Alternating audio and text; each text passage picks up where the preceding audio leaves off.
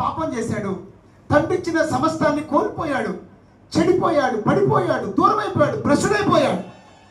అలాంటి ఏ స్థితిలో పడిపోయినా, ఎంత దూరమైపోయినా, ఒక రోజున తను రిపెంట్ అయ్యాడు, తను పశ్చాత్తాపడ్డాడు, తను మారు మనసు పొందాడు.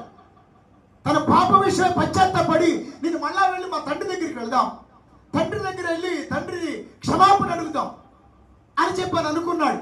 కానీ గొప్ప విషయం ఏంటంటే, నేను వెళ్ళి తండ్రి దగ్గరికి వెళ్ళి, తండ్రి నీ కొడుకుగా యాక్సెప్ట్ చేయొద్దు, నీ పనోడిగా యాక్సెప్ట్ చెయ్యి, ఇంట్లో ఉంచొద్దు, నన్ను గొడ్డ చావిట్లో పెట్టు, నేను చాలా తప్పులు చేశాను, నేను వాడు ఇంకా దూరముగా ఉన్నప్పుడే తండ్రి ఏం చేశాడంట, వాడిని చూచి కనికరపడి మెడ మీద పడి ముద్దు పెట్టుకున్నాడు, కౌగులించుకుని ముద్దు పెట్టుకున్నాడు అనమాట.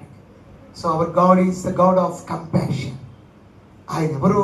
కనికరము గల దేవుడు అనమాట. మీకు సంగతి చెప్పమంటారా? ఈ కనికరం అనే మాటకి కృప అనే మాట పెట్టుకుంటే ఇంకా బాగుంటుంది అనమాట.